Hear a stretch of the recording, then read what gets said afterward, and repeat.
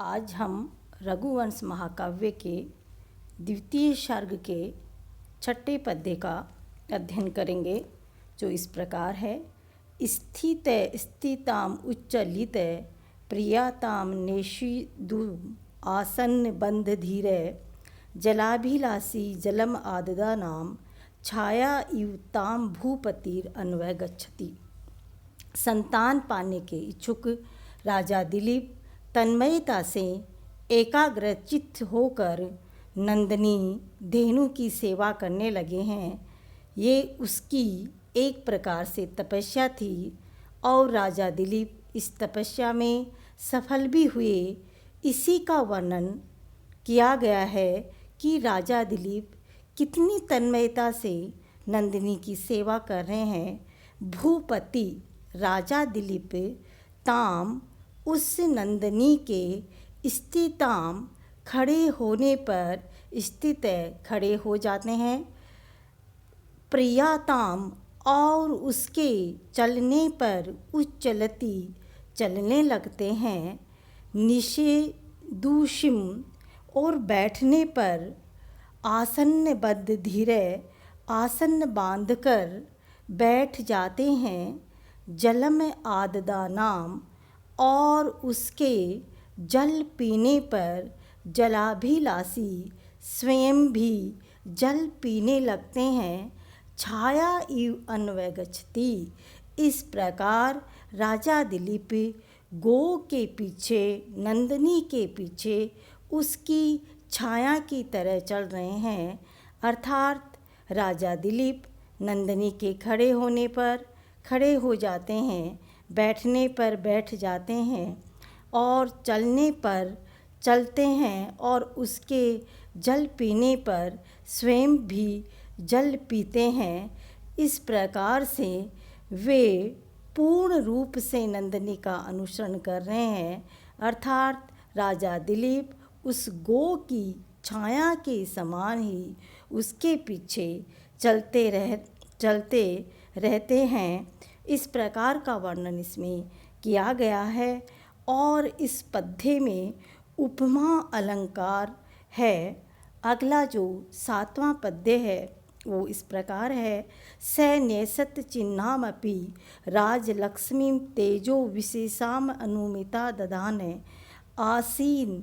आसीद अनाविष्कृति दान राजिम अंतर्मृदावस्था इव दीपेंद्र।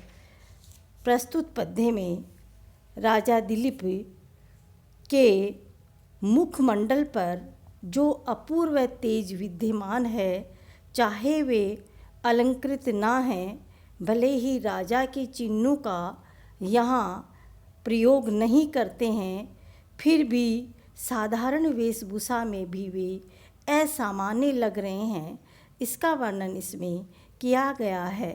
न्यसत चिन्हामपि राजा दिलीप चिन्ह रहित होते हुए भी तेजो विशेषा अनुमित विशिष्ट तेज के कारण अनुमान से ज्ञात राजलक्ष्मी दधान राजलक्ष्मी को धारण करता हुआ स वह राजा दिलीप अनाविष्कृत दान राजी ऐसे हाथी के समान लग रहे हैं, जिसकी मदधारा प्रकट नहीं हो रही हो, अंतर्मृदावस्था इव और भीतर ही मत की स्थिति दीपेंद्र इव आसीत ऐसे हाथी के समान दिखाई दे रहे हैं। अर्थात राजा दिलीप ने छत्र चामर आदि राज चिन्हों को तो छोड़ रखा था, पर उनके शरीर की विशिष्ट कांति से उनकी राज्य लक्ष्मी का अनुमान किया जा सकता है। बिना छत्र चामर के भी वे अपने विशिष्ट तेज के कारण राजा ही प्रतीत हो रहे हैं। इस प्रकार वे उस हाथी के समान दिखाई दे रहे हैं, जिसका मध्य शरीर के बाहर प्रवाहित न होते हुए भी भीतर अवश्य विद्यमान हो। इस प्रकार का वर्णन यहाँ किया गया है। इस पद्य में भी उपमा अलंकार का प्रयोग किया है। अगला जो पद्य है 8वां, वो इस प्रकार है। लता प्रतानो उद्ग्रंथित स कैसई अधिजे धनवा विचचार दावम रक्षा पदेशान मुनि होम धेनो वन्यान विनेशेन इव दुष्ट सत्वा। यहाँ राजा का कर्तव्य अपनी प्रजा का पालन करना होता है। राजा दिलीप सज्जन, सरल और दुर्बलों की रक्षा करने वाले हैं। राजा दिलीप यहाँ नंदिनी को अपनी सेवा से प्रसन्न करके पुत्र प्राप्ति का वरदान लेने आए हैं।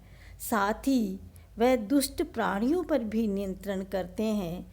इसी का संकेत यहाँ किया गया है कि लता प्रतानो उद्ग्रंथित, लता तंतु में बंधे हुए, केसई यानी बालों वाला, से वह राजा दिलीप, अधिजे धनवा प्रत्यंचा चढ़े हुए धनुष वाला, मुनि होम धेनु मुनि वशिष्ठ के यज्ञ के गाय की रक्षा पदेशान रक्षा के बहाने, वन्यान वन में जंगली दुष्ट सत्वान दुष्ट सिंहादि जंतुओं का विनिषेन अनुशासन में रखने के लिए इव यानी मानो दावम विचचारे जंगल में विचरण कर रहे हैं, घूम रहे हैं, ऐसा प्रतीत हो रहा है।